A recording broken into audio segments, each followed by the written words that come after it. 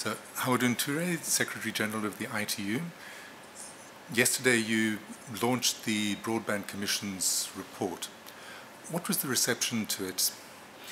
The Broadband Commission is about putting the rights, legal and regulatory framework for collaboration between private sector and public sector in order for us to be able to use the information and communication technology as a mean to move forward, to leapfrog for meeting the Millennium Development Goals.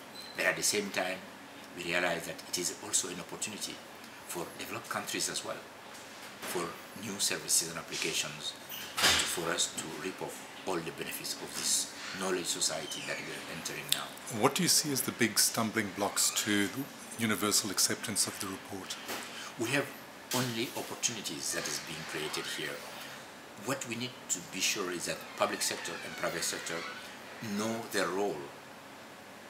Each of them having a role to play which will be complementary to the other one. Public sector to put the necessary rules and regulations in place, not to be taxing too much. Private sector to invest, create new opportunities, new jobs, and new services and applications.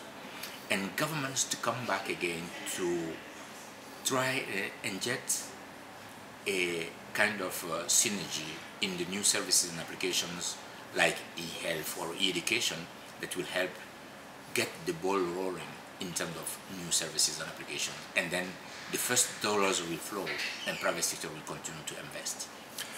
One of the problems seems to be that we've come to the end of the copper age of telecommunications, and the networks were essentially centrally controlled and hierarchical. The internet is a completely different model, and that's leading to completely different changes, but you have to redevelop the networks again from scratch pretty much.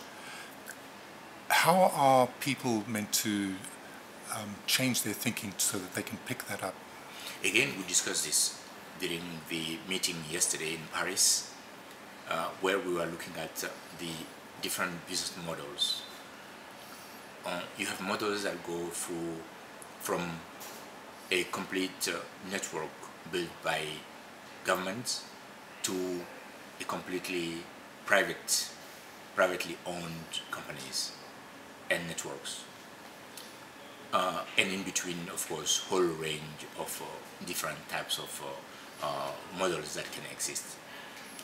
We also made a very important emphasis on the need for content creation, and this is why actually ITU teamed up with the UNESCO to do this, because ITU is supposed to promote the creation of the infrastructure, and UNESCO will create the content that goes for education, science and culture. This is just one example of ways for us to cooperate, and of course we're doing the same thing with World Health Organization in terms of using ICT for promotion of better health care system. One of the things that you said in the report was to separate the provision of networks from the provision of services and content.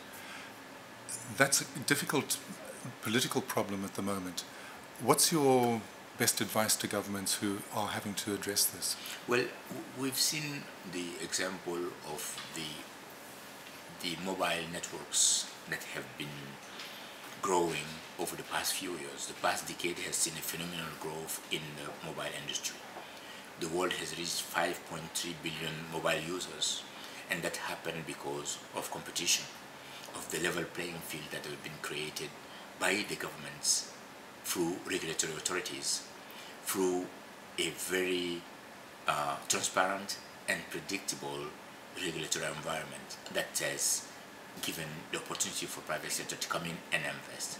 I believe that if we have to replicate the success of the mobile revolution into a broadband revolution, we'll need to learn the same lessons in making sure that government plays a role of referee in the game and not a player.